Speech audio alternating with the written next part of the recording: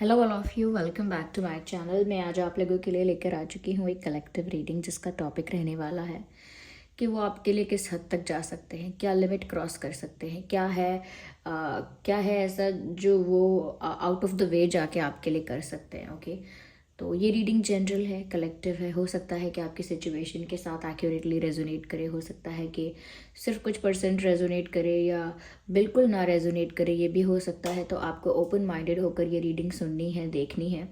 ये रीडिंग सभी zodiac science के लिए है, हर उम्र के व्यक्ति के लिए है, टाइमलेस है। आप जब भी इस वीडियो तक पहुंचेंगे यह आपके साथ तभी रेजोनेट करेगा, फिर चाहे आप इस वीडियो तक कितने भी समय बाद क्यों ना पहुंचे हों।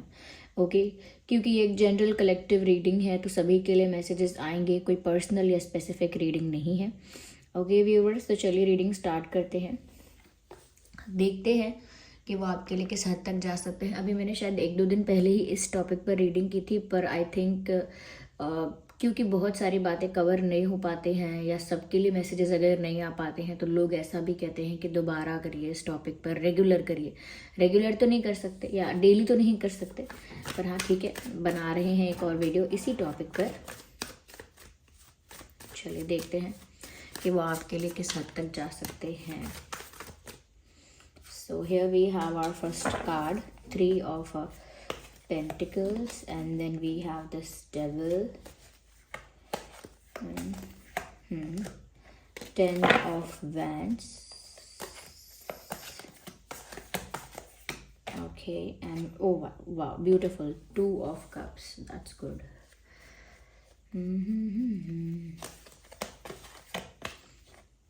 Temperance, nice. ओके व्यूवर्स, तो यहाँ पर हमने कार्ड्स पिक कर लिए हैं, अरेंज करते हैं।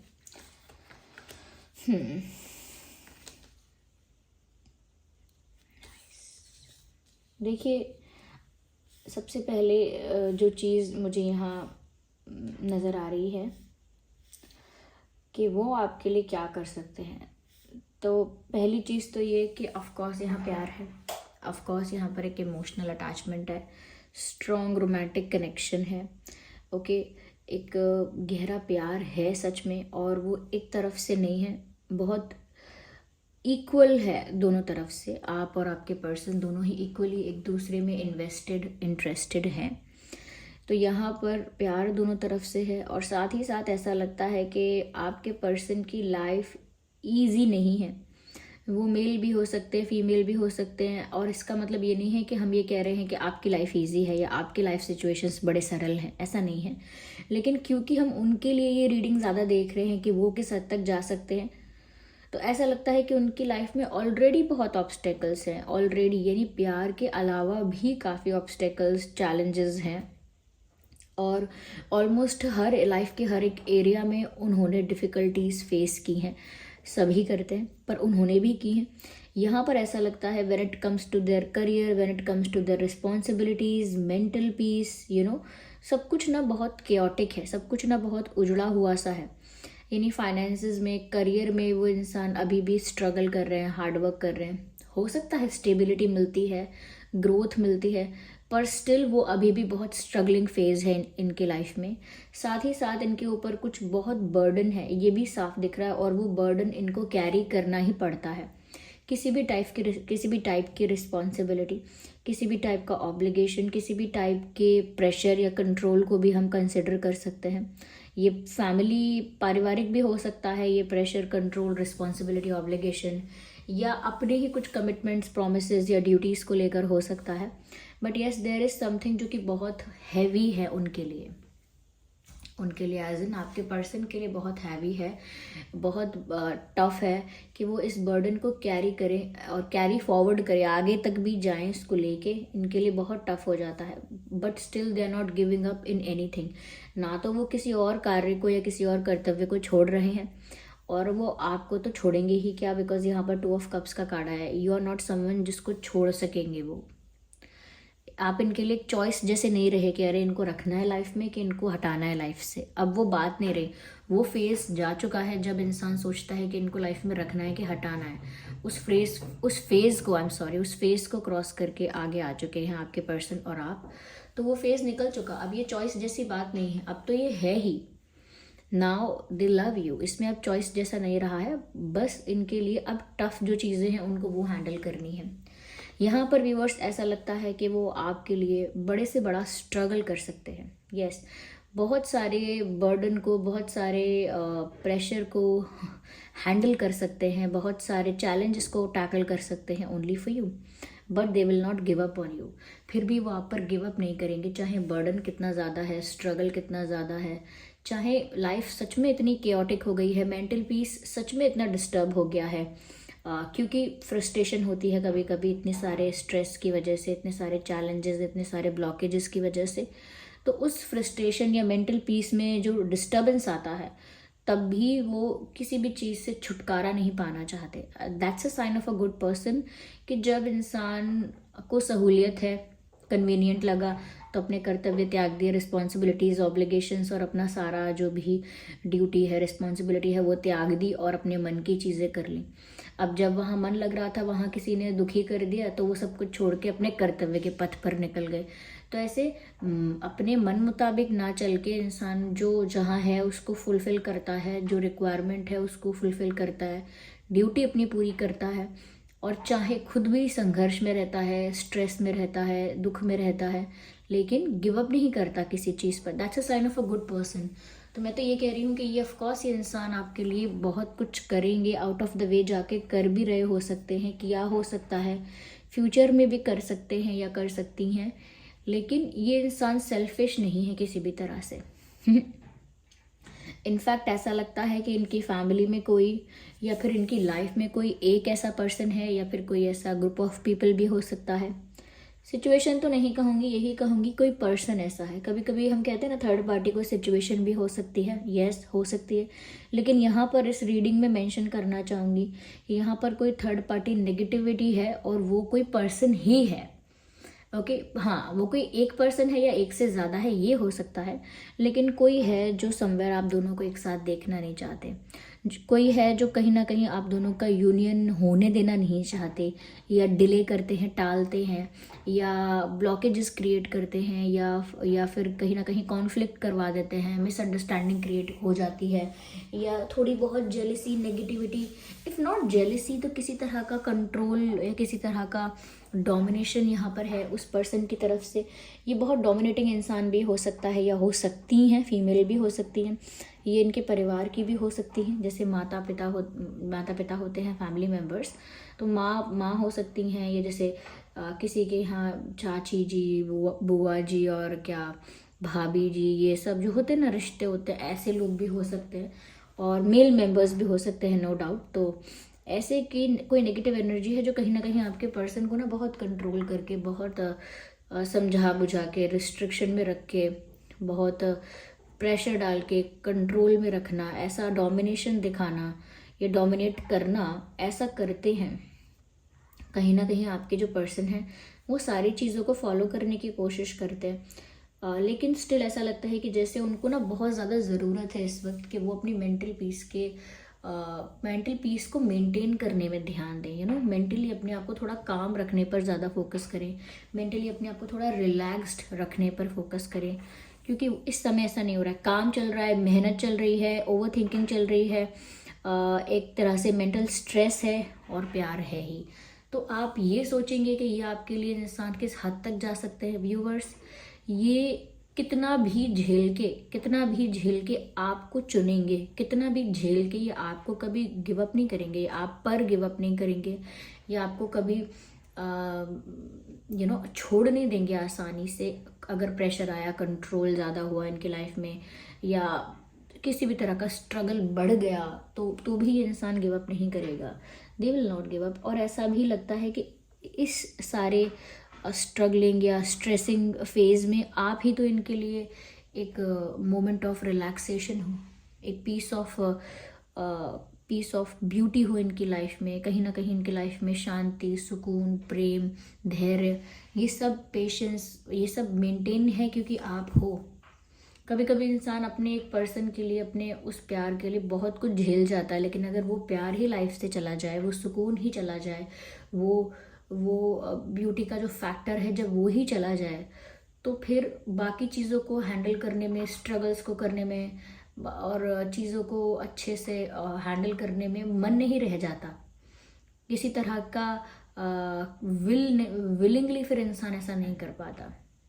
ओके, तो जैसे ये इंसान ना काफ़ी ऐसा रिस्पॉन्सिबिलिटी वाले इंसान लगते हैं या लगती हैं। बचपन से शायद इन्होंने ऐसा देखा हो सकता है अपने घर में, नहीं तो अपने आसपास, या फिर छोटी उम्र से ही, टीनेज से ही, या ऐसे जिम्मेदारियां इनको समझ में आने लगी, या कहीं ना कहीं जिम्मेदारियां नहीं तो इनके घर की बहुत एक्सपेक्टेशंस इनसे होंगी, इनकी फैमिली की एक्सपेक्टेशंस इनसे बहुत होंगी, तो उन्होंने हमेशा एक्सपेक्टेशंस पूरी करने पर ध्यान दिया है। पर टेम्परेंस का कार्ड है व्यूअर्स यहाँ पर। समवेयर इस इंसान को ना थोड़ा हीलिंग की भी ज़रूरत है, थोड़ा रेस्ट करने की, थोड़ा रिलैक्स करने की भी ज़रूरत है। But the people around them are not understanding this. इनके आसपास जो लोग हैं, जैसे घर में परिवार के लोग, वर्क प्लेस पर जो भी कलीग्स हैं वो, या फ्रेंड सर्कल में जो लोग हैं, या जो भी हैं XYZ, वो लोग नहीं समझ रहे हैं कि इनको थोड़ा ना रिलैक्सेशन चाहिए, इनको थोड़ा ब्रेक चाहिए। They need a break from this race. ये जो भाग दौड़ है इससे इनको थोड़ा आराम चाहिए, क्योंकि लगता है जैसे काम कर रहे हैं, जॉब कर रहे हैं, अगर कोई जॉब है, बिजनेस है, वट एवर दे डू, इनके करियर में जो भी कर रहे हैं, या अभी कोई जॉब तक नहीं पहुंचे हैं या किसी स्टेबल करियर पोजीशन तक नहीं पहुंचे हैं, तो अगर पढ़ाई भी कर रहे हैं, स्ट्रगल भी कर रहे हैं, तो भी ये इंसान जो है अपना 100% दे रहे हैं। यस, ऐसा लगता है कि आपने व्यूवर्स एक ऐसे इंसान से प्यार किया है जो मेल फीमेल कोई भी है, लेकिन वो अपने लाइफ में ही वॉरियर है, वो अपनी लाइफ का ही वॉरियर है, अपनी लाइफ का ही फाइटर है। ओके, तो आपने कैसे इंसान से प्यार किया जो पहले से ही युद्ध में है, या क्या वॉर में है पहले से ही, तो ऑब्वियसली इनके लिए डिफ़िकल्टीज ज़्यादा है, लेकिन still they will not give up on you. हो ही नहीं सकता। Still I will clarify this for you, लेकिन ऐसा लगता है कि ये इंसान बहुत फेथफुल है, बहुत लॉयल है, और बहुत कुछ सहने के बाद भी वो आप पर गिव अप नहीं कर सकते। क्या कहते हैं, देव मानुष कहते हैं, ऐसा कहते हैं। ऐसी पर्सनालिटी है इस इंसान की कि अपनी लाइफ के परेशानियों को, दुखों को झेलना, और फिर भी अपने प्यार पर गिव अप ना करना, इन सब चीज़ों के लिए ना बहुत गट्स चाहिए। ये आपके साथ समय बिताना चाहते हैं, आपको कहीं दूर ले जाना चाहते हैं किसी रोमांटिक जगह पर इस समय तो स्ट्रगल कर रहे हैं ऐसा लगता है। And they need a break, they need some relaxation and rest. मैंने ऑलरेडी ये बात बोल दी है यहाँ पे। They need that. यस, देखिए यहाँ पर वाटर साइन है, अर्थ साइन भी है, फायर साइन भी है। ऑलमोस्ट सभी साइंस कवर हो जाते हैं, तो साइंस को लेकर स्ट्रेस मत लीजिएगा आप लोग।